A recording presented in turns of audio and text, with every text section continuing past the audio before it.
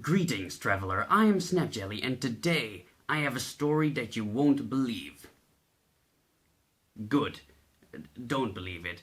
That's the point I want to make with this video. You see, possibly everything you think you know about history is not true. See, it's in human nature to simply think of things, right? And we think of those things because they seem logical to us, and then we accept them as fact, even without checking the sources. Like, for example, a while ago I got a comment on my Lord of the Rings armor video, a person who said that Uruk-hai armor didn't require the padding underneath that normally armor does, because Uruk-hais have very thick, leathery skin. Tolkien never wrote anything about Uruk-hai having thicker skin. Well, leathery, yes, but there's no writings about that serving as any type of defense. That's just something people assume because it makes sense, and then they'll accept it as truth and they'll spout that nonsense. I want to remind you guys, do not do that, and I have some examples. The thing is, that also happened in history. A lot. So even history books and things historians say and historical manuals will tell you information that completely contradicts each other all the time. An example is, for example, Achilles. Right now, what do we know about Achilles? Well, one story about Achilles is that his mother, who was a nymph, dipped him in the river Styx as an infant in an effort to make him immortal. Right? Except for his heel, because she held him up by his heel. Now, there are several things wrong with this story, but whatever, that's not the point, right? So, you couldn't scathe him, except for his heel. That was the idea. Now, what we also know about Achilles is that he wore armor.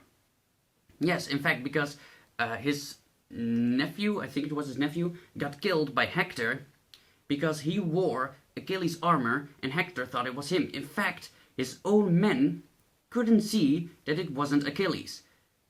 So what you can make of this is that Achilles wore armor, presumably the best armor available, that actually covered his body enough so that you can't recognize the person inside it.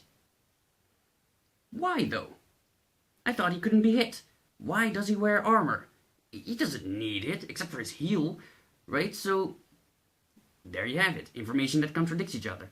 And another thing, actually, that happens in the Iliad is, at some point, Achilles gets 2 spears thrown at him, and one of the spears grazes his elbow, and that spouts a bit of blood. So, can you hit him or not? Make up your mind. What's the truth here?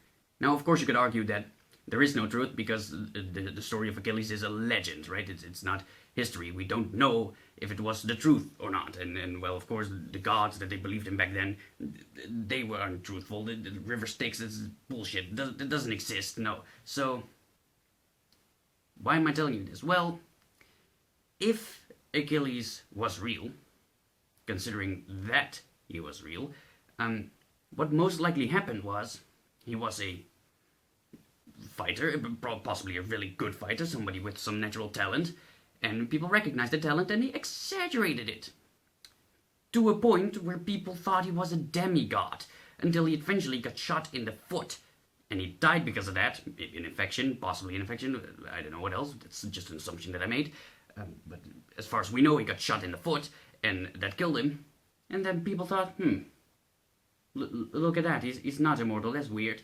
So, to make the story fitting, his mom held him up by his heel because that's the only solution. But is it truth, though? We don't know. Well, of course, again, it's a legend, so it's not history, but let's look at something that is history. William Wallace. It could be anyone, but I'm picking William Wallace. Now, what does the average person know about William Wallace? Well, he was Scottish. He rallied the Scots against the English for independence, and well, he was brave, right? We've all seen that movie, Braveheart. He was really brave, and eventually he sacrificed himself for his people or whatever. That's about what the average person knows about William Wallace. But how much of that is true, though? Like, especially the brave part, right? That will largely come because of the movie Braveheart, but a lot of people that I've met will argue that William Wallace fought alongside his men in the front lines. I highly doubt it. You see, the point is, again, considering it's real, you see, everything that William Wallace stood for kinda spin around him, right? So if you were to fight in the front lines, then you would be a huge target. That if the English would kill William Wallace, then they would chop off the head of the snake. Right? So there you go. They would definitely want to kill William, because that's the thing. And if you're in the front lines, you're simply not certain of your life. And if William Wallace dies, then everything he stands for falls apart. So, the solution is, don't fight in the front lines. But that is something you would tell your men, though.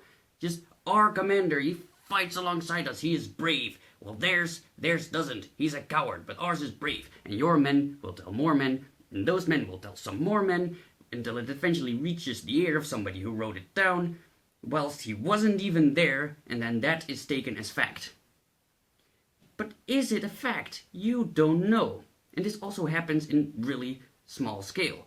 You see, a lot of things we really just don't know. For example, how they fought during the Iliad.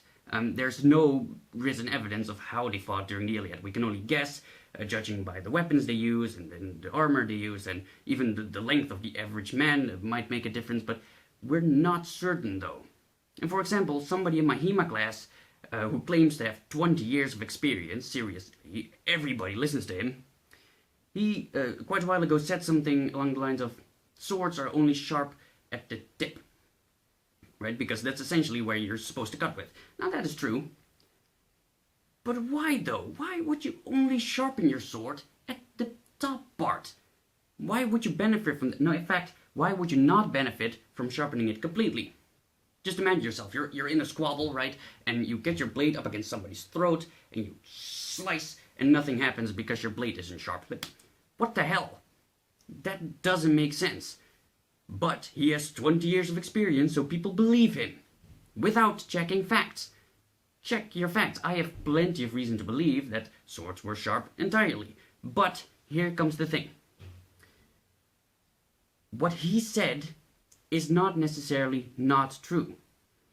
No, if anything, it's another truth, or a possible truth. You see, at some point in time, there must have been some sword that was only sharp at the tip. So, he speaks the truth, right? If anything, it's another truth. We don't know the actual truth. So what he said wasn't necessarily not true. It was possibly also true. I do have reasons to believe that it was very unlikely, but I don't know for sure. So that's kind of the moral of the story that I want to give you guys here. Even if something comes from a seemingly respectable source, don't take it as truth. Yes, even my videos, if you get information from my videos, great. But what I say is not the truth. Because for every piece of information, there's a piece of information completely contradicting it. So keep researching. Just research and research and research and throw everything into a giant information soup until eventually something pops out that seems most logical to you, and then you can spout that as the so-called truth in order to give other people information for them to put in their information soup. That's the thing. Just even, no matter who says it, no matter where the information comes from, don't take it as the truth. Take it as a possibility. Alright? I hope this made sense. It's kind of a rambly video, but still. I hope you enjoyed. Thank you for joining my quest, and I hope I'll see you in the next one. Bye, guys.